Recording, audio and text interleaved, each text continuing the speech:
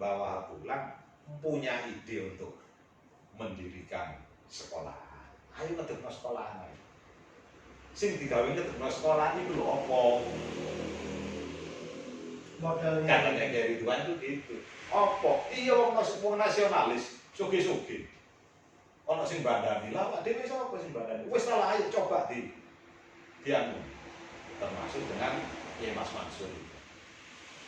Akhirnya ya nemu jalan juga. Kiai Ridwan ngomong ke salah satu, ya boleh dikatakan teman lah, ya teman ya tetangga pada saat itu yang namanya Ki Abdul Qohar. Tidak ada di buku itu, tidak ada. Ki Abdul Qohar itu nggak ada. Tidak ada juga. Padahal juga punya peran penting Ki beliau. Abdul Qohar tidak ada. Padahal Ki Abdul Qohar ini sing bandani ketika mendirikan Nahdlatul Ulama dan sing bandani kiai-kiai ditekakno nang gone itu Ki Abdul Qohar semua. Beliau tinggalnya di mana? Kawatan. Oh, Kawatan Surabaya. Ya. Beliau usahanya pada saat itu adalah importir sutra. Zaman itu, miliarder sekarang. Zaman kolonial. Iya. Dan itu dipasarkan untuk wilayah Indonesia bagian timur. Jadi beliau menguasai arena pasarnya ini untuk Indonesia bagian timur.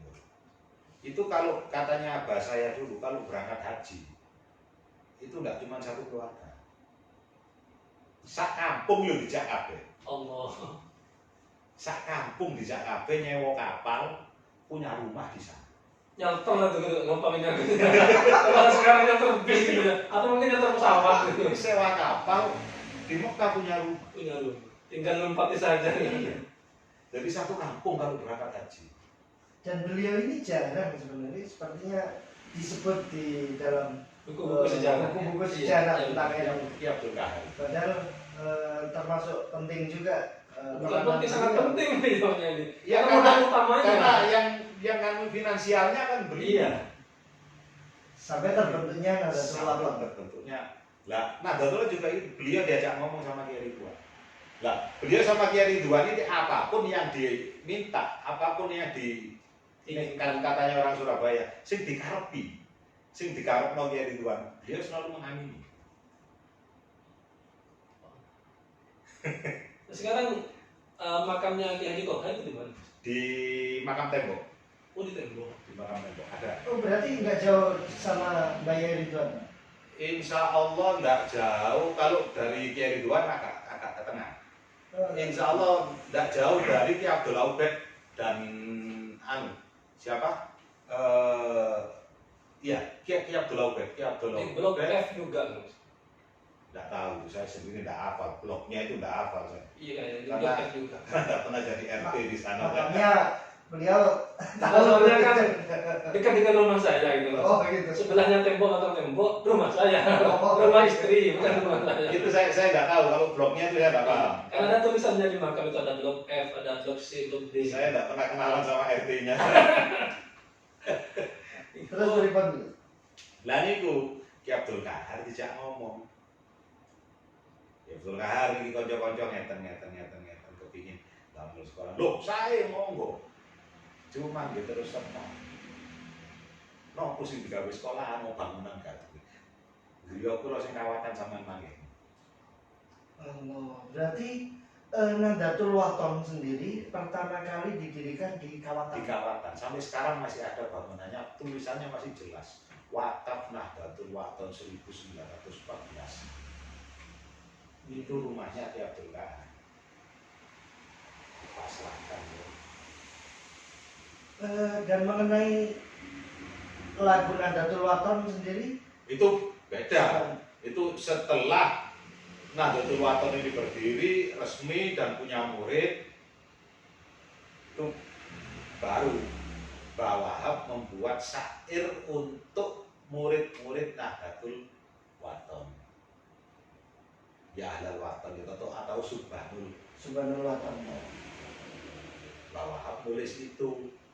Yang pentingnya, jadi murid-murid itu di antara alumni Nahdlatul Wathon itu kan Ki Abdul Aubed itu kan juga alumni Nahdlatul Wathon. Banyak kiai-kiai yang lain yang akhirnya jadi pengurus Nahdlatul Ulama di era-era zaman berdirinya Nahdlatul sampai pertengahan itu banyak yang alumni dari Nahdlatul Wathon. Menurut cerita ada yang pernah menyampaikan bahwa menyanyikan lagu Subhanul Wathon itu sebelum masuk kelas gitu.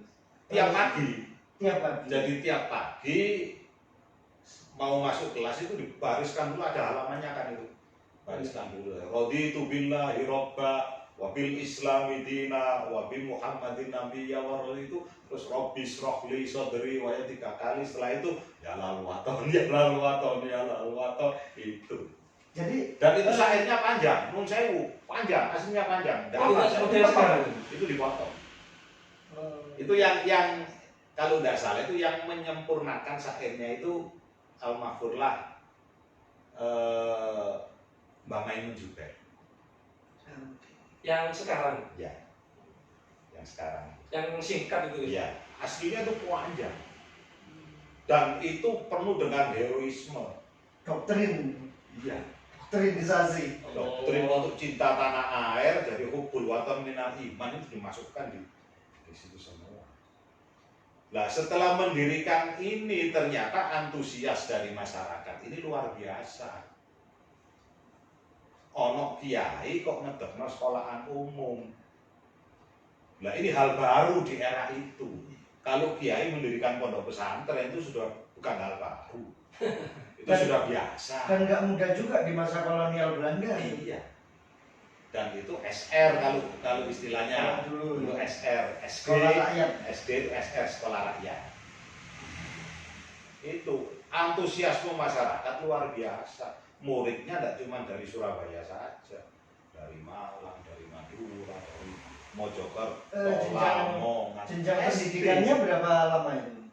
3 tahun. 3 tahun untuk SR ini. 3 tahun. Terus Nah, selanjutnya setelah ini berdiri, sebelum mendirikan Taswirul Afkar. Ini kemana?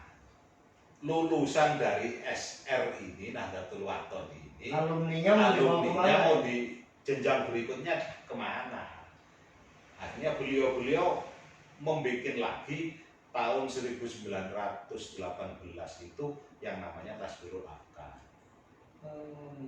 Ditaruh di wilayah daerah Kertopaten itu. Bangunan yang sekarang itu murni. Oh bukan, dulunya dalam kampung. Di dalam kampung, di rumahnya Kiai Hasan Ahzab atau Dahlan Ahzab atau iya itu di situ. Termasuk pendiri MIAI kan itu waktu itu. Ya. Jadi ditaruh di situ sampai akhirnya banyak terus pindah keluar itu. Yang sekarang ada itu. Ya.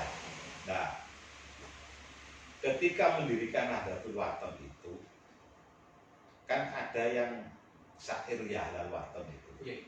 Nah, gara-gara syair itu kalau katanya apa saya, gara-gara syair itu londok rombongan jenggot. Kebakaran jenggot. Ya karena ada doktrinisasi. Ya karena ada doktrin cinta tanah air itu. Nah ini sejak SD sudah dianui hubbul waton minal iman ini kan lulusnya ini kan nanti akan jadi ekstremis yang akan melawan Ya akan melawan Belanda. Belanda lagi kan gitu. Akan banyak nanti musuh-musuh kita. Eksistensi Belanda di Indonesia. Dan yang bisa menerjemahkan lagu Yahlal Wathon itu tidak lain adalah Snogogro-nya. Orang Belanda juga. Orang Belanda yang ahli tafsir, hafal Quran, ahli hadis. Itu yang bisa akhirnya mereka membuat istilahnya gerakan baru lagi pada saat itu.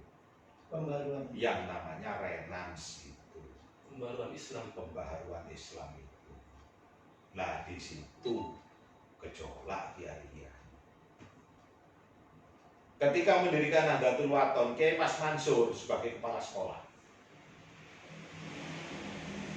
Kiai Wahab, Kiai Ridwan, Kiai Mas Alwi adalah guru-guru yang ada di situ.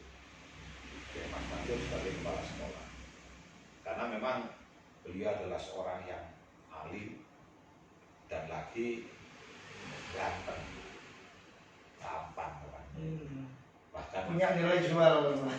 bahkan punya istilahnya itu punya fans tersendiri lah di wilayah Kawatan. Makanya di wilayah Kawatan, Bubutan, Pendele itu banyak yang namanya Mansur pada saat itu. Muga-muga iso Tafakul. Iya. Malah kita sekarang tafakul. muga-muga iso kaya ya Mas Mansur. Ganteng, alim, soge, pintere wis luar biasa juga.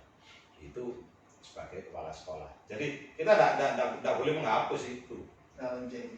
Walaupun beliaunya akhirnya Nantinya iya ke tetangga sebelah, tapi beliau adalah pendiri Nahdlatul Wathon. Pendiri Nahdlatul Wathon itu 4 orang, Kiai Mas Mansur, Kiai Wahab, Kiai Ridwan, Kiai Mas Alwi. Mas Mansur sama Mas Alwi kan saudara ini. Kiai Mas Mansur sama Kiai Mas Alwi ini sepupu. Sepupu atau keponakannya? Sepupu. Kiai Mas Mansur sama Kiai Mas Alwi. Nah, ini sama-sama di Nahdlatul Wathon. Luar biasa sampai Belanda membuat yang namanya gerakan Renans, itu pembaharuan Islam. Gejolak pada saat itu, terutama kiai-kiai sepuh. Bukannya Renans itu dihembuskan dari Eropa secara langsung? Iya, tapi awalnya itu kalau menurut apa saya, ya dari ini. Oh, masih dinasti Utsmaniyah? Iya, ya dia dari ini Renans itu dibawa. Akhirnya kacau kan, dalam artian secara fikro, secara pemikiran kok ono anyar kan gitu. Nah ini kiai-kiai sepuh yang pada saat itu sudah tenang, situasinya nggak ada amuan, sesuai dengan karena itu bingung lah. Kacau sempat bergejolak sampai akhirnya yang namanya Kiai Mas Mansur ini pamit kepada kiai-kiai sepuh. Berangkat ke Mesir? Enggak, ya pokoknya pamit ingin mencari Renans. Sumbernya. Ya, apa Renans itu? Ma huwa Renans, wa ma adraka ma Renans. Itu pamit memang. Jadi beliau sebagai kepala sekolah meletakkan jabatan pamit untuk opo si Renan ini sama beliau. Ya Mesir. Nah di sini Untuk memahami Renans. Iya ketemu Muhammad Abduh. Lah ternyata sepupunya Kiai Mas Alwi pada saat itu begitu Kiai Mas Mansur ini berangkat ke Mesir, beliau diangkat sebagai kepala sekolah di Nahdlatul Wathon, sudah menggantikan Kiai Mas Mansur yang ke Mesir. Nah, nggak taunya beliau ini juga punya keinginan mencari Renans itu kayak apa. Viral banget pada saat itu. Iya, memang Booming, ya. gejolak betul, iya. Memang gejolak betul. Pembaruan Islam ini kayak apa? Kan begitu. Nah, tapi ya mohon maaf, Kiai Mas Alwi tidak secara ekonomi tidak sekaya Kiai Mas Mansur. Kiai Mas Mansur yang bisa langsung berangkat. Lah iki gak iso. Lah iki aku nek model kaya Diksun ngono Mas Mansur. Akhirnya secara diam-diam, dan lagi kalau dia pamit ke kiai-kiai gak akan disetujui. Karena posisinya adalah Karena posisi kepala sekolah kan begitu. penggantinya Kiai Mas Kiai Mansur. Mas Mansur.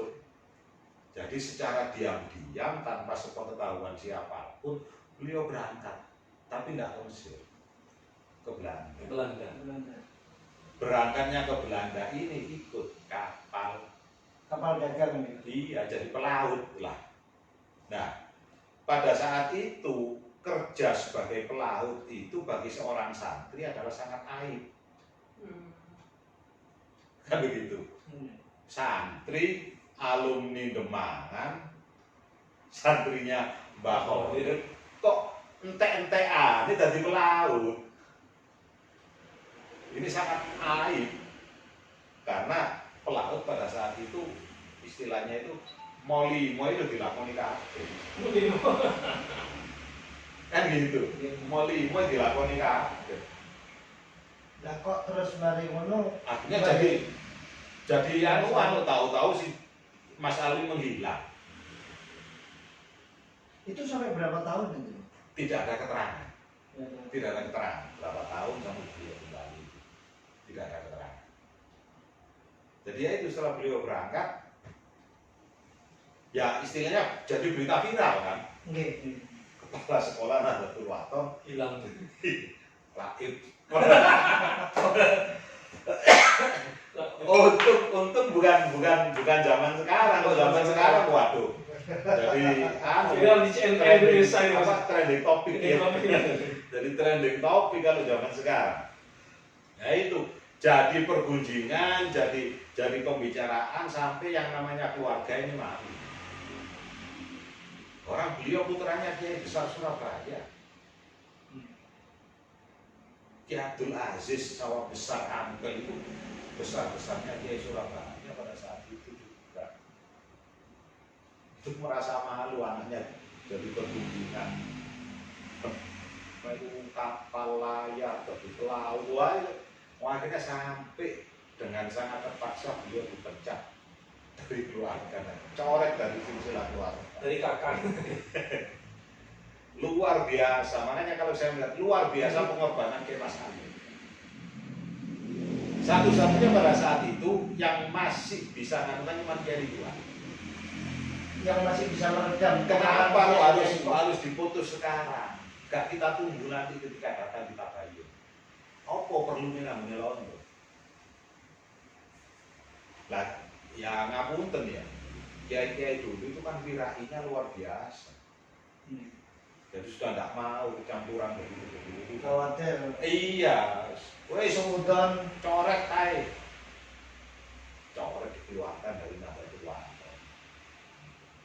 Kan begitu lah. Dikeluarkan dari sekolah, Ya dipecat dari kepala sekolah, dipecat, dikeluarkan dari keluarga. Nahdlatul Wathon. Keluarga itu suatu pukulan kan. Akhirnya dicoret dari silsilah keluarga juga.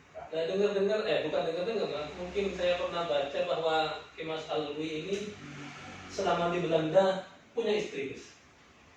Lah ya itu, dia kan berangkat ke sana kan sampai sekian lama, nggak tahu nggak ada berapa tahun. Begitu mendengar beliau pulang, itu pertama kali yang mendatangi Kiai Ridwan. Jadi Kiai Ridwan lah.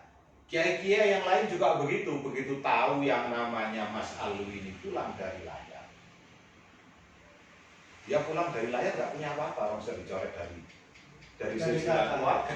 Kan begitu kan, sudah dicoret dari silsilah keluarga. Pulang dari Belanda ini, itu nggak cuma ke Belanda saja. Beliau ke Belanda juga ke Perancis. Dari keinginan besar tahu. Keingin tahuan mahwa renan wa adroka marenan sih. Kan begitu. Pulang, begitu nyampe di Surabaya tidak punya tempat tinggal. Akhirnya buka warung kopi. Giras sekali lagi. Kalau sekarang giras.